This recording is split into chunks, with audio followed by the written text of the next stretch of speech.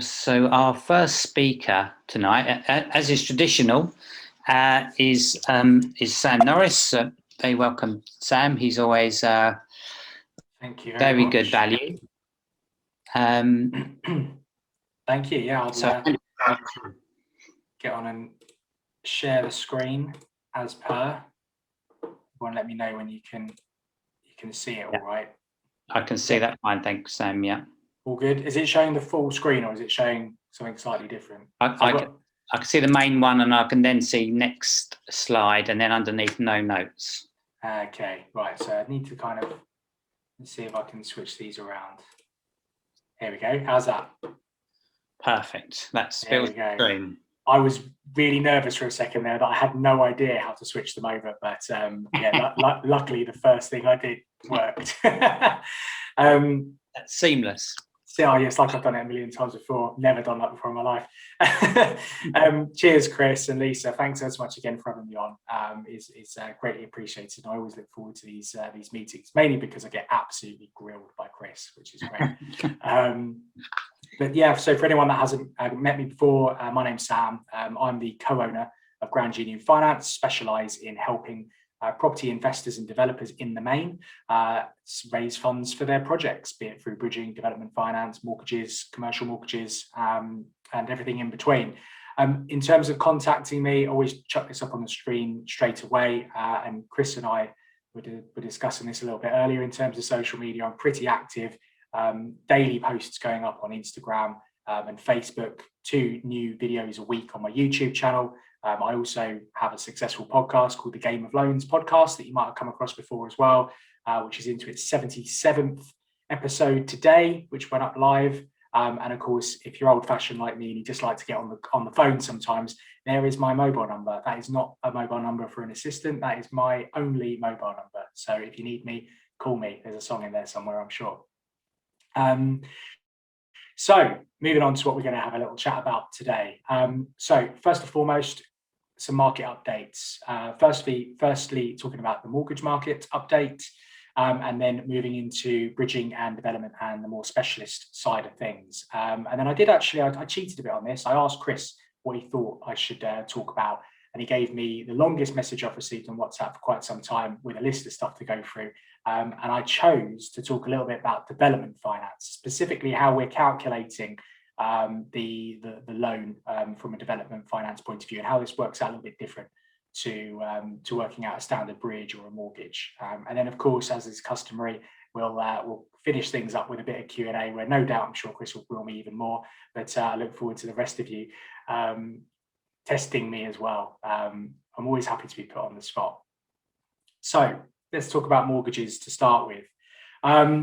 So refinancing cash. This is something that I have suddenly this month, or I should say in the last month, we're starting to see a few problems with. I knew this was coming. We had, when the bounce back loan scheme was first introduced, that's what BBL stands for, by the way, apologies if anyone didn't know that. We knew that the government had set out clear guidelines that these loans were not meant for purchasing property. A lot of people still purchased properties with them cash, thinking, I know what I'll do. I'll buy it cash and I'll refinance 6 months down the line. Well, guess what? You might, if you've done this, you might get a bit of a rude awakening, because many mortgage lenders are declining applications where the original funds, even if not all of the original funds came from a bounce back loan, but we're getting, I would probably say that 75% at least of lenders that I've approached recently in the last few weeks on this basis, we've got clients that are trying to refinance these properties, are saying no.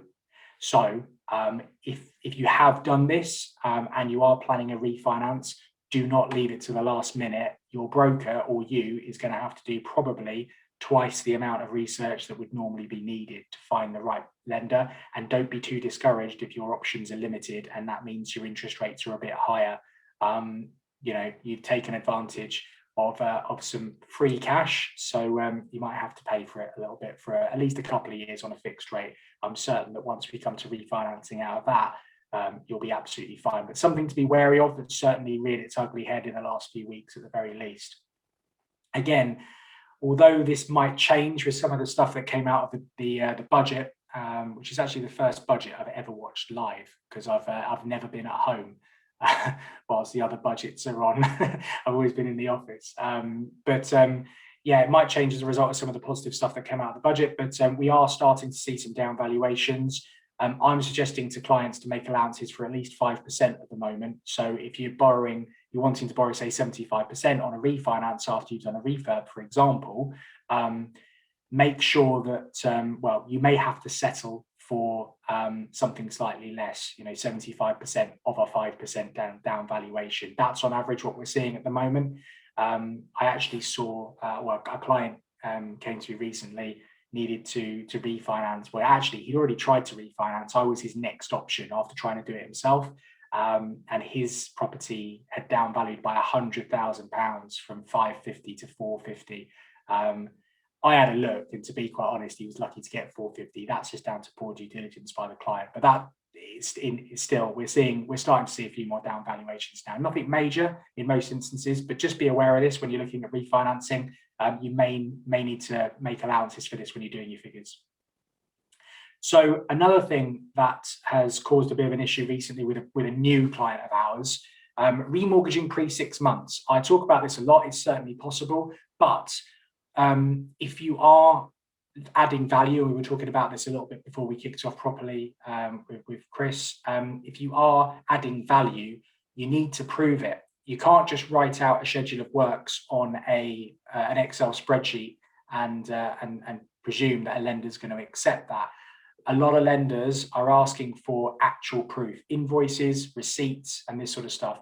Unfortunately, the client that has come to us with this particular refinance has used a lot of cash in hand subcontractors, and it's causing him a lot of problem in terms of proving where the money has gone. So if you are looking to refinance a deal once you've added some value to it, just be wary of this and make sure you're organized and you've got everything collated together in terms of proof of the spending, because chances are you're going to be asked for it. Always good to be organized. That's my number one piece of advice to any property investor, is to be organized when it comes to your mortgage applications. Another thing that has caused a few head scratching moments over the last couple of months actually is HMO mortgages. The difference between lender and local council criteria. I'm going to give you an example here. We're doing a purchase at the moment for a client who's buying a property with 2 residents in it. These 2 residents are technically from separate households, but they are still on one AST. Most people would believe that was in fact a buy-to-let mortgage. From a lender's perspective, because there are more than one family unit in that property, they would deem it to be an HMO. This isn't the case with all lenders, by the way, but it is the case with some. And this is more of a warning to make sure that you do your due diligence when speaking to lenders as to how they view properties. This one is saying that it is an HMO because it's got 2 separate households living under one roof. We've had lots of problems. The valuer was getting confused, and now we've just got to legals after what seems like a decade working on this particular case. It's the smallest mortgage that we're working on at the moment. It's always the way. The solicitor now has reported back to the lender, telling them that it's not an HMO, and I've had to do something I hate doing, which is telling a solicitor how to do their job, but explaining to him that there is a difference between local council criteria for HMO and what a lender views an HMO to be. And all it means is we're applying for an HMO product. It doesn't mean we need to do anything else. There's no way of getting licenses and registration, etc., for these types of properties. But if you are doing this, number one, do the due diligence on the lender. Make sure they're aware, or you're aware of what their criteria is, and more importantly, prep your solicitor so they don't do what this particular solicitor did and put their foot in it, which has delayed our completion by about 2 weeks. So something to be aware of there. And finally, mortgages. 95% mortgages were announced by the Chancellor on Wednesday. as this new initiative for 5% deposits and government-backed mortgages. Everyone, Rishi himself, seemed particularly proud of this. And between you and I think it's a very, very dangerous proposition. The reason that I think that, and I did put a video out about it on YouTube on Wednesday evening, so you can have a look at that for a bit more of an in-depth analysis. But my concern is if a dip is coming, we're offering 95% loan to value mortgages at the tip of the market. And in 2 years' time, when people come to refinance, even if they find themselves, I mean, they could find themselves with negative equity, but even if they find themselves at 97, 98% loan to value, who's to say that there will still be 95% loan to value mortgages for them to refinance back onto? Or even if there are, they've got a choice to make.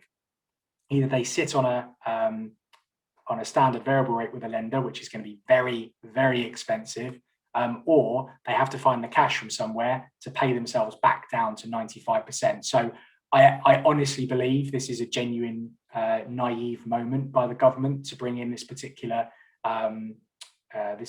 type of mortgage. You have to ask yourself, he reeled off a load of very well-known banks that were going to offer these loans, almost to say they see this as a great opportunity. No, they didn't. If they saw it as a great opportunity, they would have done it without government backing. They've only released these because the government has backed these loans. So if anyone is, I think most people on here are obviously investors, but if you've got family members, sons, daughters looking at this, just please make them aware of the potential pitfalls of this as well. I've gone on record, and very unpopularly gone on record, to say that I believe if you can't afford a 10% deposit, then maybe you have to question whether you can afford it. But to give you an idea of the cost of a 95% mortgage at the top end, if you're looking at 570 grand, which would be the maximum on a £600,000 purchase, at 95%, you're probably looking at monthly payments of somewhere around £2,800 a month. That's quite a large amount of money, and I'm certain you could probably get away with rent a lot cheaper. So don't be pulled in. I'm not saying it's the worst thing in the world. Just be very, very aware before you enter into a mortgage like this. So quickly then, because I know that I've probably overrun a little bit on the mortgage side there, because there's a lot to get through. But bridging and development. These transitions haven't worked properly because they've all popped up at the same time. But certainly we're seeing on the bridging side many more options available at the smaller end, which is good for a lot of clients that we work with, because we don't have minimum loan size or maximum loan sizes. We work with everyone. We want to really help a lot of investors start their property journeys. It's something we pride ourselves on. So what's great is we are seeing lenders returning to the market with the smaller loan sizes. We used the lender that's in the top one there for an 0.8% per month interest rate on a 70% loan to value mortgage bridge, I should say, at the beginning of this week, and they're only borrowing 60 grand. So much better rates on these types of loans, and that one actually has already gone to offer after we submitted it on Monday. So these lenders are still working incredibly quickly, which is great. I spoke last time, I gave, for those of you that weren't on the call last time, I talked about a case study of a client of ours that was buying a property where we were borrowing the money based on the open market value, which led to them being able to borrow 85% of the purchase price. Since then, we have been speaking to lenders who can offer up to 90%. There is actually one lender that we work with that goes up to 100%, but you have to really be looking at prime central London and probably Greater London and maybe even to the southeast, that stretch. But outside of their 90% loan to 90% loan to value based on the open market value. 90% of the purchase price based on the open market value, if that is to be higher. So there are options to actually borrow a lot more if you need to hold cash back because you're trying to look at several opportunities at the same time potentially. With this, we're obviously talking about some flexibility here in the top bullet point, talking about sort of relatively cheap lending with small loans. I think it's really prudent to understand the difference really between bridging and what I term short-term finance. There are a lot of lenders out there at the moment advertising very cheap bridging rates. I use the fingers there for bridging because these really aren't bridging lenders. These are banks or other institutions that offer a short-term lending solution very cheaply, but it's probably actually going to take you longer than a mortgage application to get it through because the due diligence they do is absolutely insane. So when you're looking at your options, a lot of people are looking at bridging because it affords them the ability to purchase properties quickly. So when you are looking at options for that, you need to think about whether you're going for something that's going to be cheap and maybe takes a little bit longer, or suck up a slightly higher interest rate, but you are going to be able to get the job done nice and quick. The example I gave of submitting an application on Monday, already got the formal offer of funding today, which is Thursday, and they even managed to get a valuation in that period of time as well. So a lot of lenders are working insanely quickly at the moment on the bridging side, but just be wary that probably if it is very, very cheap, it might be too good to be true, and you might be sitting there waiting for a long, long time to get your funds. Another thing to just be wary of as well when it comes to bridging is that lenders, I think it's particularly prudent at the moment, obviously with the market, the kind of the way that it is, a lot of lenders are suggesting, a lot of valuers are suggesting that property is taking a little longer to shift than it was this time last year. And why that is important is that bridging lenders typically will work their figures off of the 180-day valuation, which basically means if you were limited to 6 months to sell this property, how much would you get for it? And would it be any different to the open market value? We've started to see a few valuations come in where there is actually a reasonable difference between the two, because they're suggesting that the property is going to take between 6 and 12 months to sell, rather than the standard sort of 4 to 6. So we're typically seeing at the moment probably a difference in about 5% between the open market value and the 180-day valuation. So again, if a lender's working off the 180-day valuation, you just have to work this in, that you're probably going to have to make up the difference in your deposit at the moment. So just something to be wary of. It's not happening every time, but again, it's a forewarning rather than anything else. Development finance, we are finding that many more lenders are lending up to 70% of the GDV as their overall loan facilities. Last time I came on, I could probably count the I wouldn't even be able to reach one hand. I wouldn't be able to even count on one hand. Probably 2 or 3 lenders were getting to 70%. Since then, in the last 2 weeks alone, I've spoken to 4 lenders that have increased their loan to GDV by 5% from 65 to 70%. So what this says to me is lender appetite is going in the right direction when it comes to this type of finance, which is really, really good. And that leads me pretty easily onto the next slide, which is all about calculating your development loan. This is actually something that I found myself speaking to clients more and more over the last sort of 6 months or so, as some of our existing clients start venturing into development.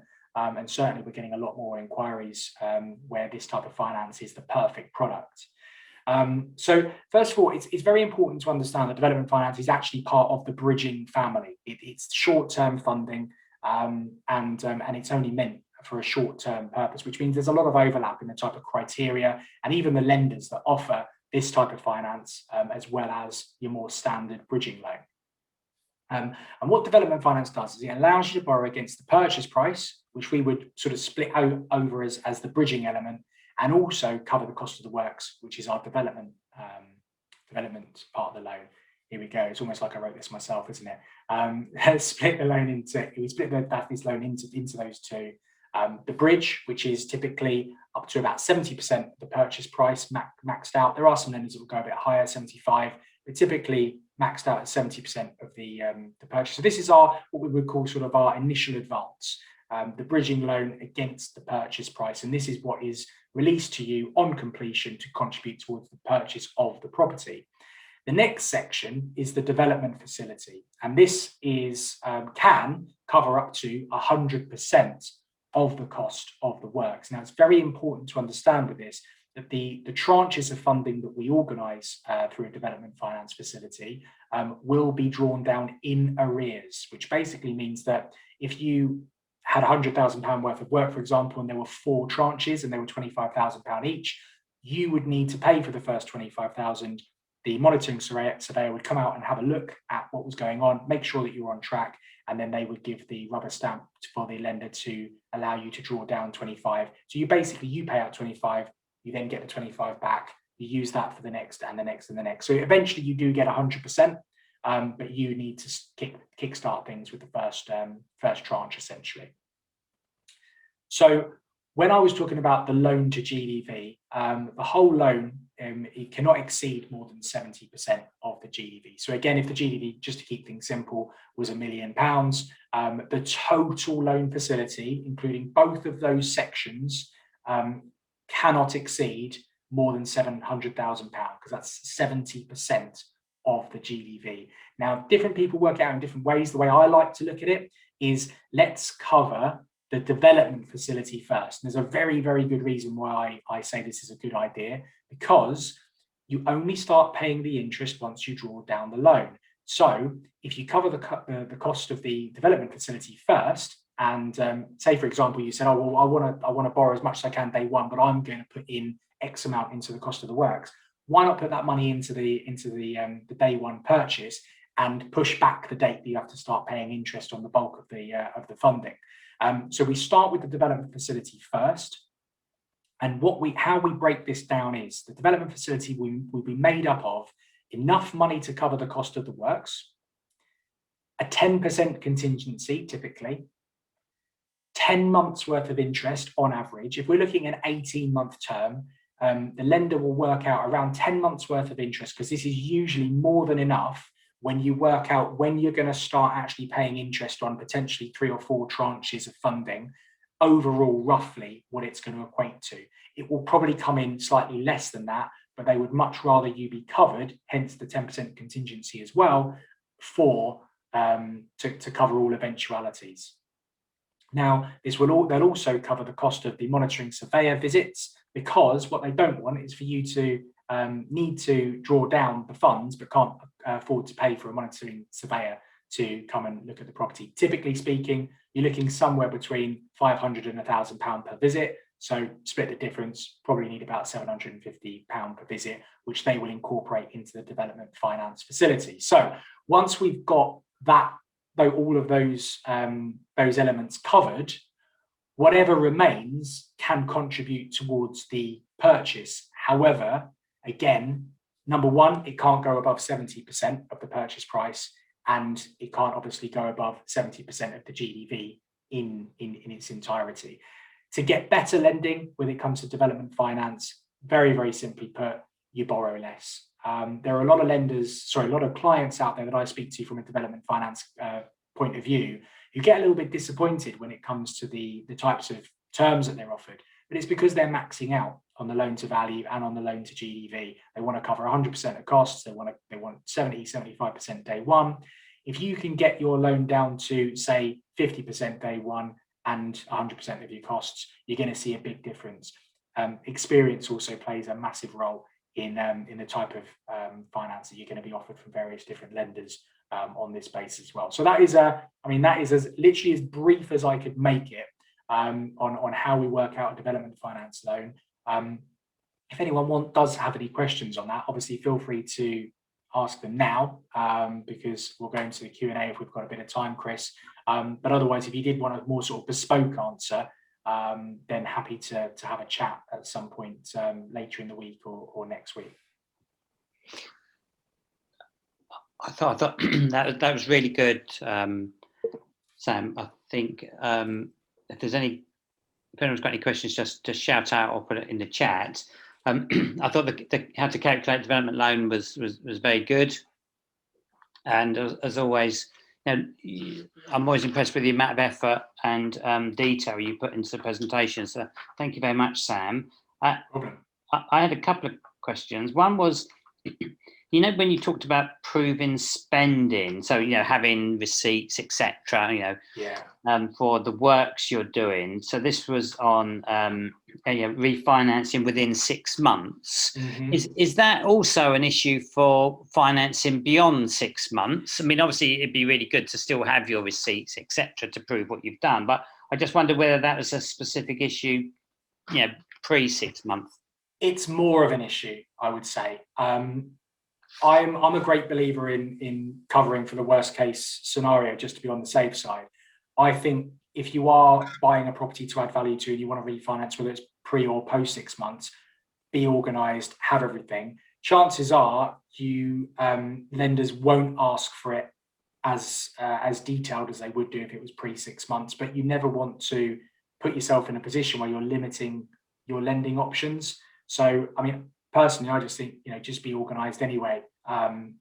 Should you really be paying people cash in hand? Probably not. I know my dad's done it in the past as a builder, so I can't really comment. But yeah, it's I think it's just a good habit to get into anyway, to keep yourself updated with all these kind of things, keep invoices, keep receipts, and have things prepared, ready to submit with an application. If it was after 6 months, we wouldn't do it as standard. Pre 6 months we would, but again, it would be down to the lender. And who knows, you might be going to buy a property next week. 6 months comes along and you refinance and things have changed, and actually lenders are now looking for it. So always be ahead of the curve. Yeah, no, I completely agree. One last question from me was about, when you were talking about 95% mortgages, and I take your point about, the dangers of them. And in actual fact, obviously they're less dangerous in a rising market, but I take your point about, it could well be a falling market, and it adds even more risk. So the question is, are there higher interest rates for the 95%? Yeah, well, mortgage? That example that I gave was based on one of the best 90% loan to value mortgage rates at the moment, which was with Metro at 3.19%. So I basically worked out what the monthly payment would be on a £570,000 mortgage, which is 95% of 600, which is the top end, over a 25-year period. And that's where I got that sort of I think it was 2,765 or something like that off the top of my head. And that's the rate that I based it on. I think it's going to be around 2.5% to 3%. I can't see it being any less than that, because unless, of course, the government put pressure on the lenders to make those changes and to bring those rates down.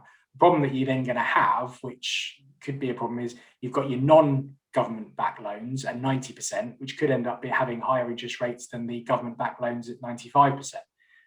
So we've got to be a bit careful of that. In all honesty, Chris, we're not going to know until about a month's time when these products start being released. But I'm actually hoping that they start being released before next month's meeting, so I can do a little bit of a bit on it and a bit of a rundown as to what these rates are looking like.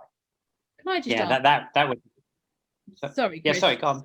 I just, while you were talking about the those 95% mortgages, I was just wondering what the terms were. Are they still like a 2, 3, 5 year fixed term, or is there what are the terms looking like at the moment? They haven't released anything, Louise, to be honest with you. We really are in the dark. I would imagine they're going to be at 2 and 5. I mean, I bought my first property on the old help to buy scheme back in 2012, I think it was. Nice little flat by the station in St Albans. And yeah, that was on a 2-year fixed rate. So I expect it to be 2 and 5. I've got issues with both. I think there's pros and cons to both. If you go in on a 5, then you're stuck on a potentially high interest rate for longer than you need to, when actually you could try and pay that loan down over a 2-year period and then refinance onto an 85% or something like that loan. Even if the market does drop a little bit, you kind of put your future in your own hands. But at the same time, as I've mentioned already, if you put yourself on a 2-year fix and you aren't in a position to make those overpayments and really get that loan to value down, then you could end up being in a tricky situation where you either have to make that big lump sum payment to bring that down to 95%, or you're sitting on a standard variable rate, which we know can be quite horrific, ranging really from 4 to 6% plus in some instances. So yeah, I'm just wary across the board with this. It's just not quite sitting right with me. And I had a big old Twitter discussion with quite a high profile. In fact, he's head of AMI, which is I can't remember what it stands for. It's basically the Mortgage Lenders Association. A right good to and fro with him the last couple of days. And I think I actually got him around to my way of thinking, which was nice. But I seem to be in the minority with this concern. Yeah, I was just going to say the same, actually, Sam. I was listening to a group this morning discussing it, and some really, really high profile property experts who were just absolutely, so happy about these. It's the best thing for the market, these 95% mortgages. But you've just hit the nail on the head tonight of the, I was thinking the same, that this is a very risky strategy in an economy at the moment. We don't know which way it's going to go. I bought that flat in St Albans at a really good part of the market. It was really low back in December 2012, and I did amazingly well out of it. I bought it for 195 and sold it 2 and a bit years later at 275. So it worked really, really well for me. But these are massively different times. I bought and sold. I mean, to be quite honest, the person that bought that property from me was an absolute idiot. I don't know why he bought it for such a high amount, but he did, and I did well out of it. But that's a real isolated incident, and I really hope I'm proved wrong. I really do, because I don't wish ill on anyone. But I just have a few concerns. That's all. That's a good question, Louise. And yeah, I may have even been on the same call, the clubhouse call, Louise, and I think I even know the lady who was talking, actually, but I thought she was talking like it's fine in a rising market, because then as obviously the property price goes up, you actually loan to value starts to decrease, and that sort of logic does work. But I'm not absolutely sure that we're in that sort of market. So I think it is risky, and I think you're right to raise it, Sam. So that's a really good point. And also, I know you don't, it's very difficult to talk about mortgage rates because they're very volatile, and what happens today can be different tomorrow. But I appreciate that. Okay, Sam. If there's nothing else for you, I think we're running slightly late, but it's not too much of an issue. Thanks a lot, Sam. As always, fantastic. No problem at all. No problem at all. I didn't realise you owned a flat in St Albans, actually. So not anymore. Well, you say you should have stayed with us. But anyway, really excited to move on to Louise now. So Louise, you're very welcome. I know you haven't been on our call previously, but you're very welcome. And I'll hand over to you. If you can, are you able to share your? Yeah, share my screen.